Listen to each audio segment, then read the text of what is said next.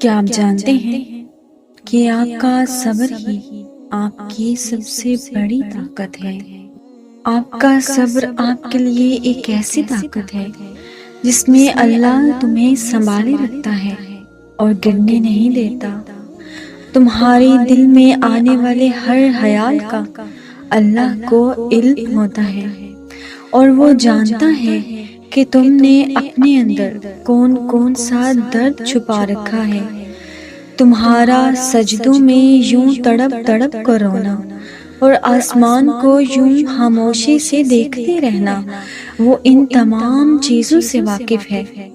صبر اور یقین رکھو، اللہ پاک جلد ہی آپ تک اپنی مدد کے دروازے کھول دے گا اور تم جان پاؤ گے کہ اللہ جب دعاؤں کا فوراً جواب نہیں دیتا تو وہ بار بار مانگی ہوئی دعائیں آپ کے لیے کبھی نہ ختم ہونے والے معجزے بن جاتے ہیں۔ اور پھر جب اللہ معجزے کرتا ہے نا تو کچھ بھی باقی نہیں رہتا، کچھ ادھورا نہیں رہتا۔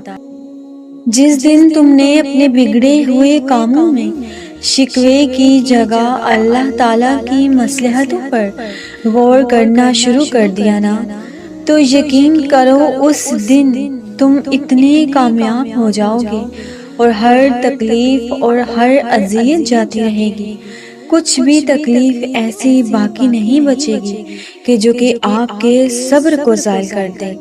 اور صبر کرنے والے تو اللہ کے پسندیدہ بندے ہوتے ہیں۔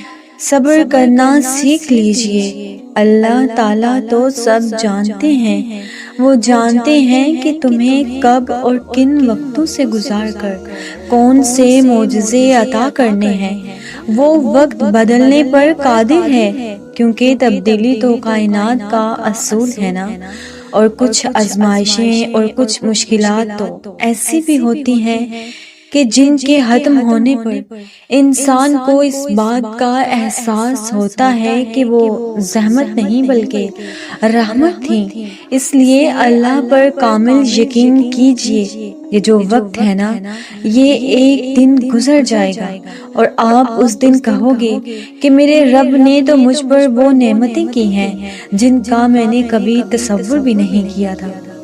قرآن پاک تو خود کہتا ہے کہ ہر مشکل کے بعد آسانی ہے اور ہر دکھ کے بعد سکھ لازمی ہے۔